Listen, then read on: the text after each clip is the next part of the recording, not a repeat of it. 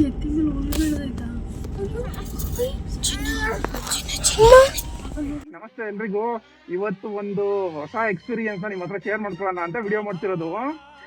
ಏನಂದ್ರೆ ಮಾಮೂಲಿ ಬಂಡೀಪುರ್ಗೆ ಹೋದ್ರೆ ಗೊತ್ತಲ್ಲ ನಿಮ್ಗೆ, ರೋಡಲ್ಲೇ ಪ್ರಾಣಿಗಳದೆಲ್ಲ ಸೈಟ್ ಎಷ್ಟು ಸಿಗುತ್ತೆ ಅಂತ.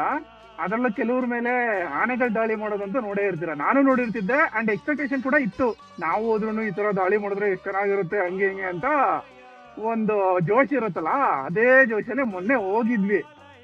ನೋಡಿದ್ರೆ ಗುರು, ಲಕ್ ಅನ್ಬೇಕಾ ಬ್ಯಾಡ್ ಲಕ್ ಅನ್ಬೇಕಾ ಗೊತ್ತಿಲ್ಲ, ರೋಡಲ್ಲಿ ಟಸ್ಕರ್ ಗುರು, ದೊಡ್ಡ ಟಸ್ಕರು ದಾಳಿ, ಕಾರ್ ಮೇಲೆ ದಾಳಿ. ಅಂದ್ರೆ ನಾನು ಒಂದ್ ವಿಡಿಯೋ ಹಾಕ್ತೀನಿ, ನೋಡ್ಕೊ ಬನ್ನಿ, ನಿಮ್ಗೆ ಐಡಿಯಾ ಬರುತ್ತೆ.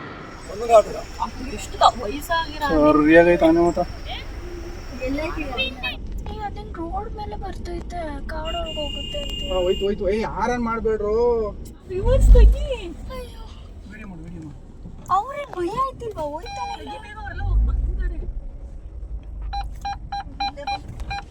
ಇಲ್ಲೇ ಬಂದ್ಬಿಟ್ಟಿದ್ರು.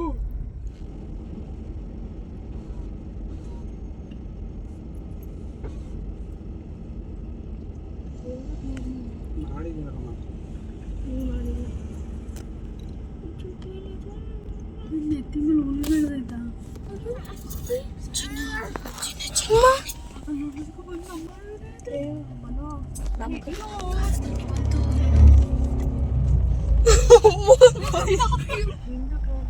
ಮಾಡಿದ್ದೀನಮ್ಮ.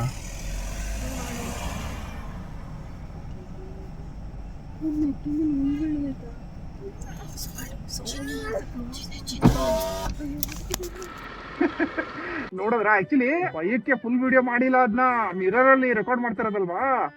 ಬಂದು ನಮ್ ಕಾರ್ ಮೇಲೆ ಹಿಂಗ್ ಇಡ್ತು ಸೊಂಡಲ್ನ. ಸೊಂಡಿಟ್ಟಿದ ತಕ್ಷಣ ನನ್ಗೆ ಫೀಲ್ ಆಯ್ತು, ಅದು ಕಾರು ಟಚ್ ಆದ್ರೆ ಗೊತ್ತಾಗತ್ತಲ್ಲ, ಫೀಲ್ ಗೊತ್ತಾಗತ್ತಲ್ಲ. ರೈಸ್ ಮಾಡ್ಕೊಂಡು ಹೋಗ್ಬಿಟ್ಟು ಹಂಗೆ ಮುಂದಕ್ಕೆ ಅನ್ಕೊಂತೀವಲ್ಲ, ರೋಡಲ್ಲಿ ಆನೆಗಳು ಕಾಣಿಸಿದ್ರೆ ಚೆನ್ನಾಗಿರುತ್ತೆ, ಹುಲಿ ಕಾಣಿಸಿದ್ರೆ ಚೆನ್ನಾಗಿರುತ್ತೆ ಅಂತ.